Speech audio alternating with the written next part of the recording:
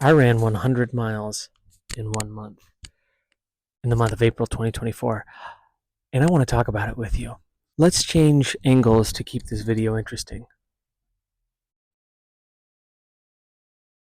Okay, so interesting. Let's start at the beginning where all things must start. About a year and a half ago, I had a rough time. I was going through a major depression, and I didn't want to have to take antidepressants because I knew there were some side effects that were undesirable, to say the least. So I went to Google Scholar, I looked up a few studies, and I found something. And what I found is that 20 to 30 minutes of cardio can outperform or match antidepressants. That was very, very inspiring to me. So I said, you know what? Before I get on the old medications, let me see if I can use my own supply to help out with the noggin problems. I started running, and initially it was really, really, really hard. Running a mile was like awful. And I didn't know much about running. I just kind of started, kept running, kept running, kept running, and I noticed that I was feeling better. And as I was running, I started listening to Andrew Huberman and learning about the neurochemistry of what was happening. And then I encountered David Goggins' book, and he was running a lot. So that was wonderful. That was kind of a serendipitous thing where I'm running and he's running. And so this is what I looked like when I started, when I was depressed and not feeling great. And this is what I looked like after a year of running.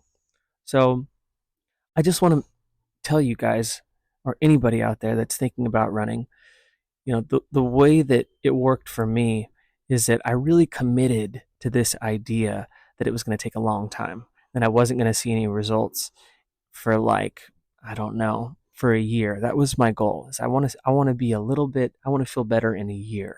So I had this shirt. I'm not wearing it now, but sometimes I'm wearing it in other videos. It says consistency, patience, discipline. I made the shirt to remind myself that I need to focus on being consistent. I need to do it when I don't want to. That's discipline. And I need to be patient because it's going to take longer than I think. So, anyways, I'm running. I started 1 mile for the first 2 months. I moved to 3 mile around the third month on. And then right around the eighth month, I discovered something called zone two. Up until this point, I was running kind of hard. I was probably in zone three or zone four. You guys probably don't know what that is, but there's a dude named Peter Attia that I learned from. And zone two is when you're running and you can still have a conversation. You can breathe through your nose, but you couldn't sing. You're running hard enough to not be able to go, oh, Ave Maria. I was running to the point, I was like Forrest Gump running. I was running. And I found out that I should slow down. And right around, I think it was my 8th month of running. No, I'm sorry. It was my 6th month of running.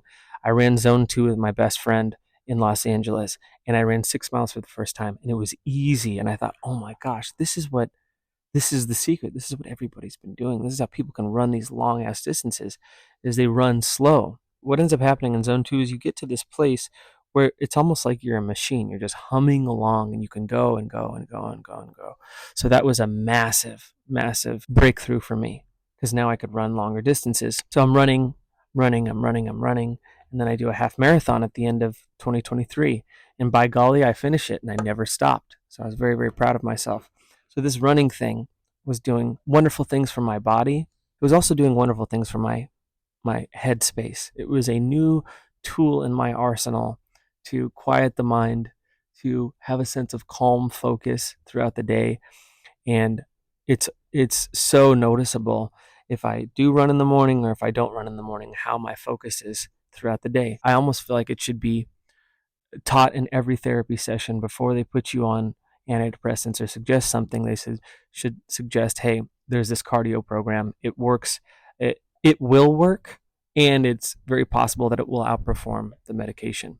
Now, taking them both in tandem, that's probably the best way to go.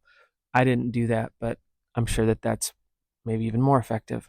Anyway, so as far as running 100 miles in 1 month, the suggestion that I would give you guys is there's not like some miraculous thing that happened. In fact, it was really fucking hard.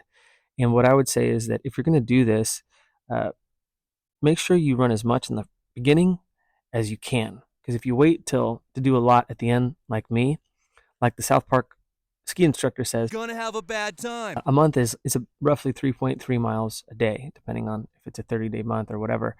And every time you miss a day, it gets aggressive. It gets a lot more aggressive a lot quicker. So you miss a day, now you have to run 6.66, and then you miss another day, and now you're running 10 miles and blah blah blah. So it's quite a feat, and I failed 2 months before I finally succeeded due to getting sick, due to, I don't know, drinking.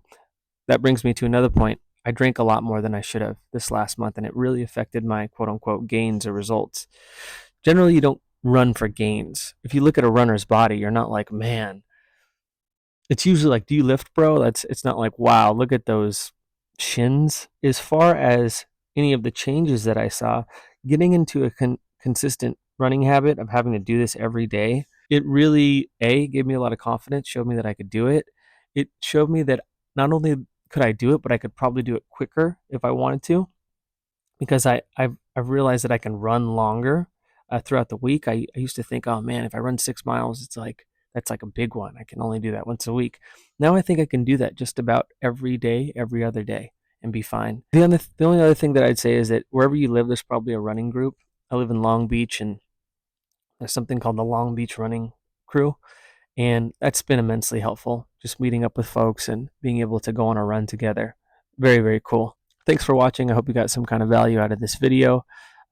Please let me know in the comments, like, are you a runner? Do you run? How's it impacted your life? My question to you is like, what else do you do besides running? What I'm doing this month is I'm trying to swim 5 days a week.